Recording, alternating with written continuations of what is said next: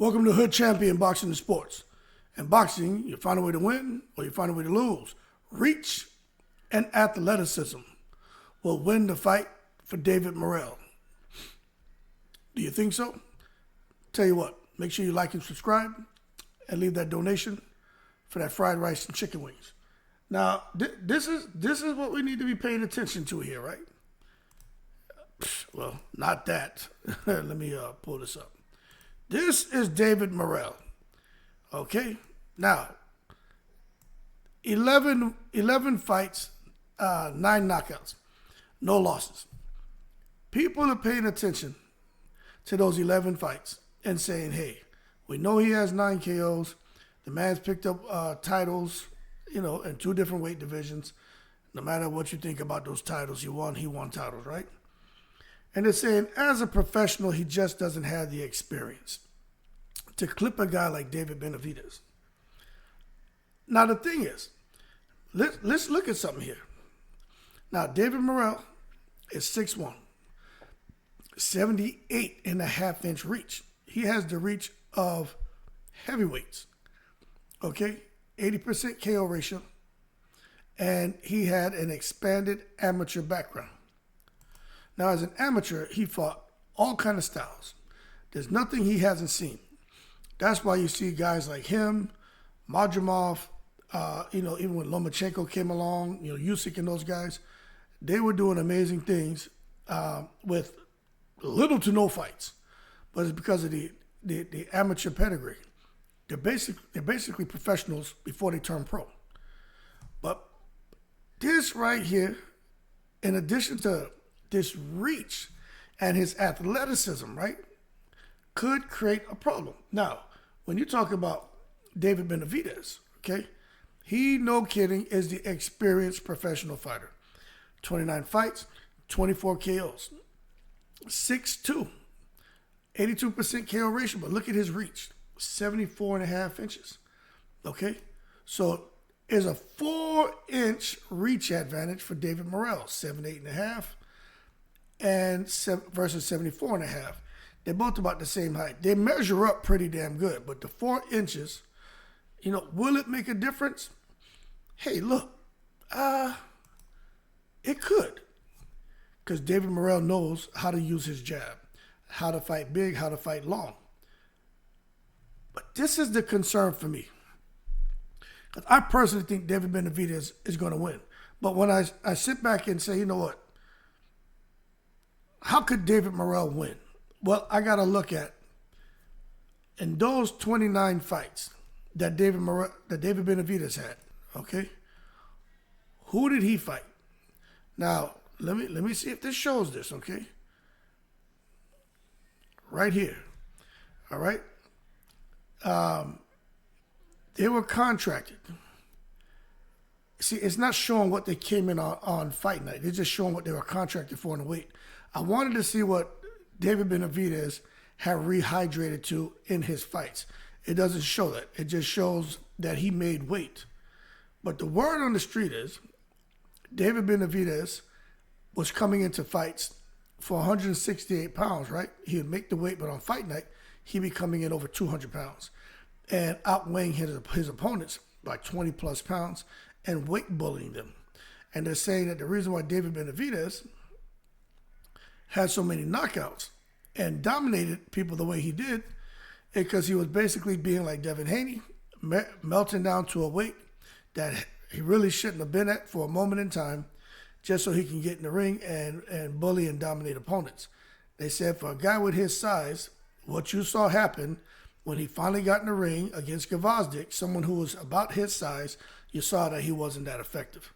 And as a result, they fully believe that David Benavidez, when he steps in against David Morell this weekend, that he's running into someone who's his size, a natural 175-pounder, where there's not going to be any weight bullying. And the same way he got the job done against Gvozdyk, but them later rounds Gvozdyk was coming on, they feel from the time the bell rings, David Morell is going to step to him, and with that reach advantage, is going to destroy David Benavidez and possibly stop David Benavidez within 7 rounds. Now, I don't know if I agree with that. But I do think there's some good points made when you talk about David Benavidez, what he was able to do at 168, and how big he was, and the fact that he's talking about if he beats Morell and he doesn't get the winner of Benavidez and Bivol, he's just going to skip over 175 and go to cruiserweight and try to fight the WBC or WBA champion. Yeah, he's trying to fight Zurdo Ramirez Zurdo Ramirez. He has 2 belts. So, that being said, right, when I come and I take a look at this right here, okay, when I look at David Morell, that's 78 and a half inches, I'm like, we know David Benavidez has been fighting all kind of people since he was a 15-year-old. And I was like, Kelly Pavlik had long arms. Kelly Pavlik was putting the beans on everybody back in the day. I remember that fight between him and Jermaine Taylor. So I put up Kelly Pavlik. He had a 75-inch reach, 6'2 and a half. Kelly Pavlik and Benavidez were sparring, and Benavidez was holding his own against a monster like Kelly Pavlik. But 75 inches versus 78 and a half, that's still a big difference. So I was trying to see, well, hey, if he handled a guy with a 78-inch reach, which I thought Kelly Pavlik was, which he's not, I was going to say, well, shit, he was handling that at 15. He's a seasoned pro now. David Morell presents no issues for him. But when you look at it now, you can see that 4-inch reach advantage that favors a highly skilled, well-accomplished Cuban amateur fighter who's turned pro and has done extremely well with limited fights. It could present a huge issue for David Benavidez. The reach, the athleticism could be a problem. It could be enough for him to win the fight. His footwork, and look. We know when it comes to them Cubans, they can fight. Everything they do is textbook. They're technically sound, very impressive. And David Morell is. But I'm going to tell you, he didn't look that impressive to me in his last fight. Okay? David Benavidez looked all right, but even he didn't look that impressive. That's why initially when I did the first video about all this, like 3 months before the fight was even announced, I said, fans have lost their interest in seeing David Benavidez and David Morell, because to me they both look, washed up. But that being said, since the fight's been announced, it seemed to kind of rejuvenated the fans and has everybody talking about it. At the same time, it's really a 50-50 fight. But there is a good point, because David Benavidez, he's not the guy that he'll jab. He throws a power jab, but he's always had the advantage. He's really going to be in a situation where he may find himself getting hit, because his head movement, his defense has improved, but it's not the best. But maybe he's going to show something against Morell. But that jab, that jab could make the difference. But at the same time, conditioning and everything, people keep talking about David Benavidez' conditioning. That man's conditioning looked great when he fought Caleb Plant. It looked great when he fought Andre. But then again, he was working with Angel Mimo Heredia. My understanding is Mimo Heredia is back in the camp for David Benavidez for this fight against Morell. I don't know what Morell's doing. We know he was kicking and screaming at the idea of him being tested. Now, I don't know why it was a big deal. You would think he'd want to be on an even playing field. And I'm just going to throw this out there.